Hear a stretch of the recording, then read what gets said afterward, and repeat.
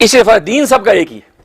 لہذا دین کیا ہے؟ دین واحد. اور دین کی بنیاد تین چیزیں: اللہ کی توحید، نبی کی رسالت اور عقیدہ آخرت. بس یہ دین کی تین بنیادیں ہیں، اور تین بنیادیں سارے نبیوں کے دین کے اندر ہیں. سب جو ایک توحید کا پیغام دیتے رہے، یا قوم اعبدوا اللہ ما لکم من الہ غیرہ. نوح علیہ الصلوۃ والسلام نے بھی اسی توحید کا سبق دیا، اور سب نے نبی کی نبوت کو ماننے کا سبق دیا، اور سب نے عقیدہ آخرت کا سبق دیا کہ مرنے کے بعد آخرت میں اللہ کے سامنے جواب دینا ہے. تو یہ دین سب کا ایک، لیکن شریعت مختلف ہیں.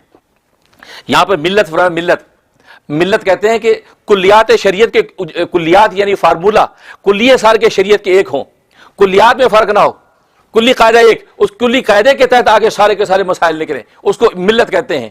تو گویا کہ ابراہیم علیہ الصلوۃ والسلام کی جو ملت تھی، جو شریعت کے کلیات تھے، تو کلیات شریعت وہی ہیں جو ابراہیم علیہ الصلوۃ والسلام کے تھے، وہی محمد صلی اللہ علیہ وسلم کی شریعت میں ہیں.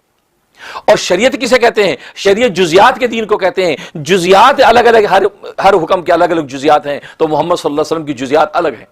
جیسے موسیٰ علیہ الصلوۃ والسلام کی شریعت میں تھا، اگر ایک شخص جو ہے وہ چوری کر لیتا ہے، ایک شخص چوری کرتا ہے، یا ایک شخص جو ہے زنا کرتا ہے، یا ایک شخص جسم کے اوپر نجاست لگتی ہے، اس کے احکام جزوی الگ تھے. مطلب اگر کپڑے پر نجاست لگی تو دھونے سے پاک نہیں ہوتا تھا، بلکہ اتنے حصے کو یا تو کاٹ کے پھینک دیں یا اتنے حصے کو آگ میں جلا دیں. لیکن ہماری شریعت میں کیا ہے؟ اس کو دھو لیں تو پاک ہو جائے گا. ہمارے یہاں زنا کر لے، توبہ کر لے تو اس کی توبہ قبول ہو گئی تو معاف ہو گیا، لیکن قاضی کے پاس چلا گیا تو اس کو سنسار کیا جائے گا. لیکن وہاں پر رات کے اندھیرے میں بھی اگر کوئی زنا کر لیتا تھا تو صبح دروازے پہ لکھا ہوتا تھا کہ کسی نے زنا کیا ہے، لہٰذا اس کے اوپر احکام شریعت لگتے تھے. تو یہ جزیات دیکھو شریعت کے الگ الگ ہیں. تو ملت جو ہے وہ کلیات شریعت جو ہوتے ہیں وہ سب کے ایک ہیں. تو نبی کریم صلی اللہ علیہ وسلم کی جو دین محمدی تھا، اس کی کلیات شریعت وہی تھے جو ابراہیم علیہ الصلوۃ والسلام کے تھے.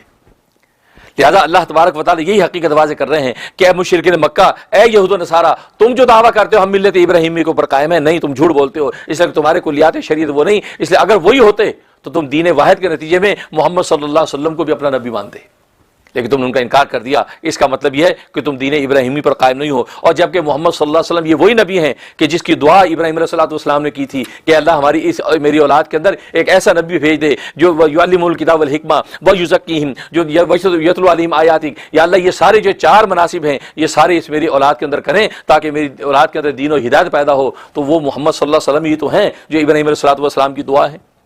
اور تمہاری حالت ہے کہ تم اسی کا انکار کر رہے ہو.